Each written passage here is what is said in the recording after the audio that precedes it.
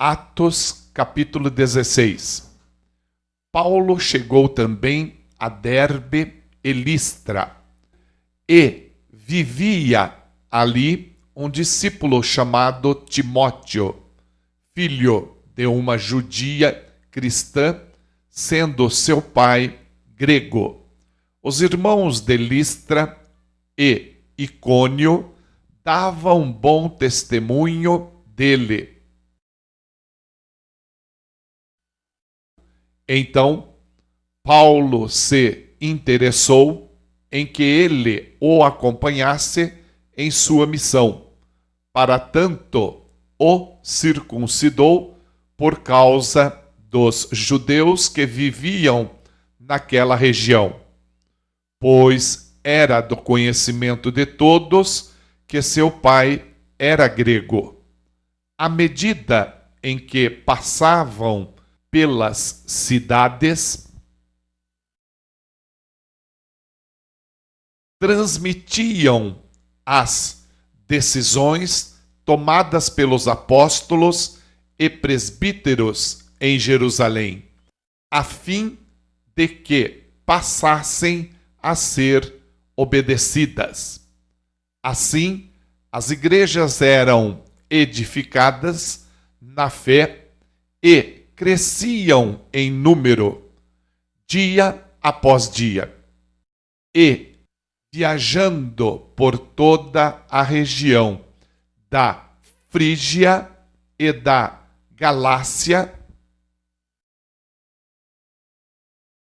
Paulo e seus companheiros de ministério foram impedidos pelo Espírito Santo de pregar a palavra na província da Ásia.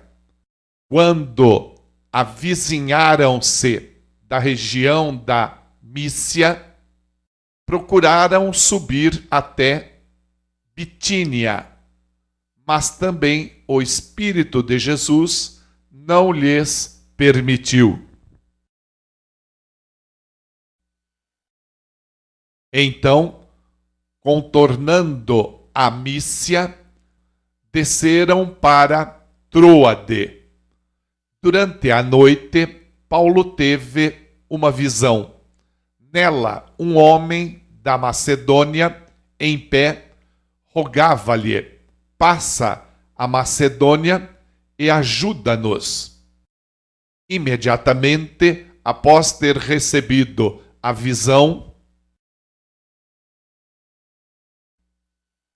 prepararam-nos para partir rumo à Macedônia, concluindo que Deus nos havia chamado para pregar o Evangelho aos macedônios. Navegando de Troade, seguimos em linha reta até Samotrácia e no dia seguinte para Neápolis. De lá, rumamos para Filipos, que é a cidade mais importante desse distrito da Macedônia e colônia romana. Nessa cidade ficamos vários dias. No dia de sábado, saímos da cidade para a beira do rio, onde imaginávamos encontrar um bom lugar para orar.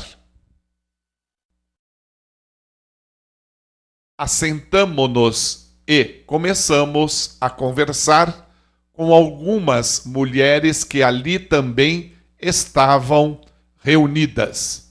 Uma das mulheres que nos ouviam era temente a Deus e chamava-se Lídia, vendedora de tecido de púrpura da cidade de Tiatira.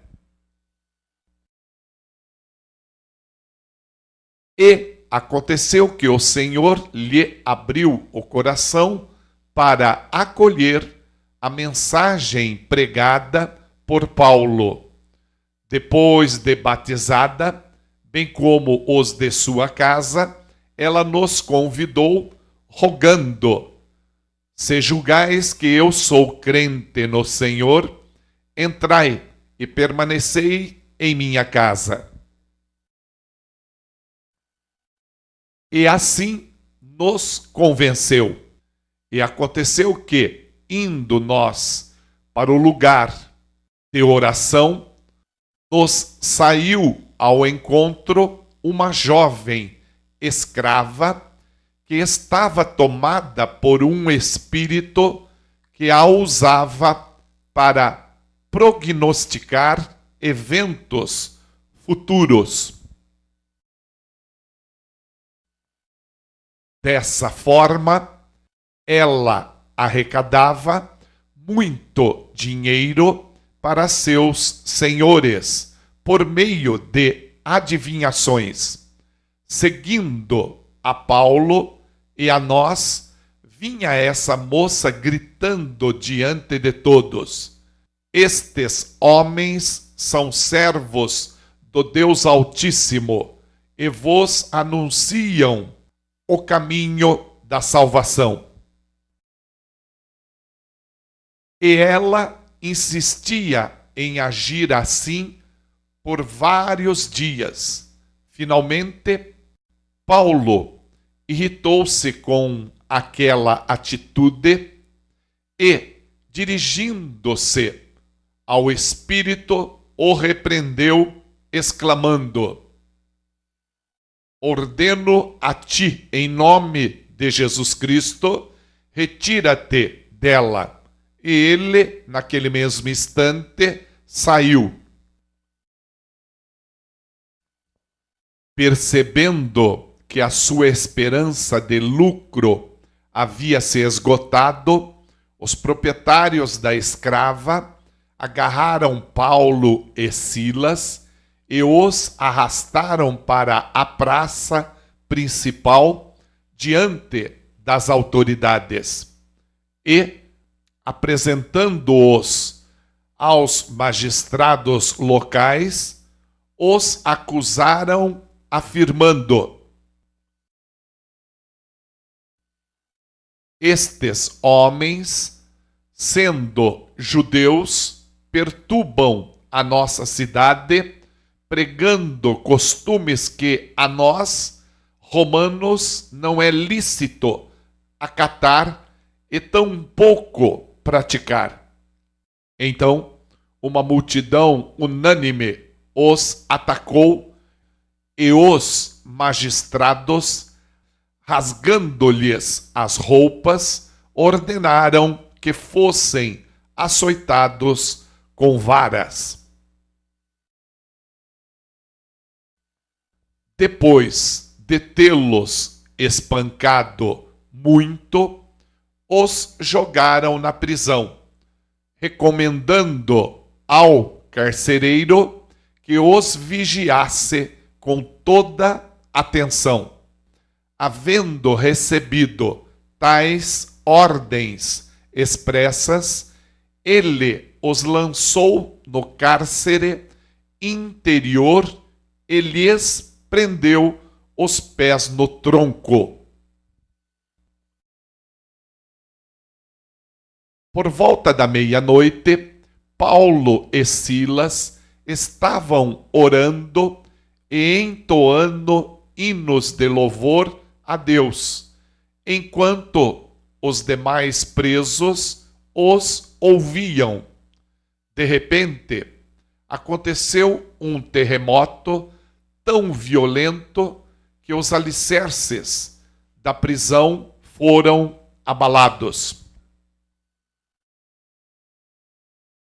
No mesmo momento, todas as portas se abriram e as correntes que prendiam a todos se soltaram. O carcereiro despertou do sono e, vendo abertas as portas do cárcere, desembainhou sua espada a fim de se matar, pois concluíra que os presos todos houvessem escapado. No entanto, Paulo gritou: não te faças isso, eis que estamos todos aqui. Então o carcereiro pediu luz, correu para dentro e, trêmulo, atirou-se aos pés de Paulo e Silas. Em seguida, conduzindo-os para fora, rogou-lhes: senhores, o que preciso fazer para ser salvo? Eles prontamente lhe afirmaram: crê no Senhor Jesus, e assim serás salvo, tu e os de tua casa. E lhe ministraram a palavra de Deus, bem como a todos de sua casa. Naquela mesma hora da noite, tomando-os consigo, lavou-lhes os ferimentos e logo foi batizado, ele e todas as pessoas de sua casa. Então, insistiu para que subissem à sua casa, onde lhes preparou mesa farta, e, com todos os seus, expressava grande júbilo por haverem crido em Deus. Logo que amanheceu, os magistrados mandaram oficiais de justiça ao carcereiro com a seguinte ordem: põe aqueles homens em liberdade. Então o carcereiro informou a Paulo. Os magistrados despacharam ordens para que sejais soltos. No entanto, Paulo lhe afirmou: sendo nós cidadãos romanos, açoitaram-nos diante do povo sem processo condenatório formal e nos atiraram ao cárcere. Agora, porém, querem que saiamos sem que ninguém nos veja? De modo algum. Que eles venham e pessoalmente nos proclame livres de condenação. E os soldados levaram essa reivindicação aos magistrados, os quais, ao saber que Paulo e Silas eram romanos, ficaram apavorados. Então, foram ter com eles e lhes suplicaram desculpas e, conduzindo-os para fora da prisão, rogaram que se retirassem da cidade. Assim que deixaram a prisão, foram à casa de Lídia, onde se encontraram com os irmãos e os encorajaram. Depois seguiram viagem.